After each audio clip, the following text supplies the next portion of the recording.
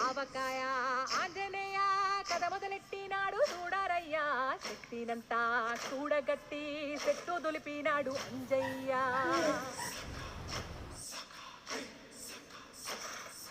ఎర్ర ఛాయ కోటి అవతార వెంటమాయ కత్తి చేత పట్టకుండా కాయ కోసినాడు కపిలయ్యా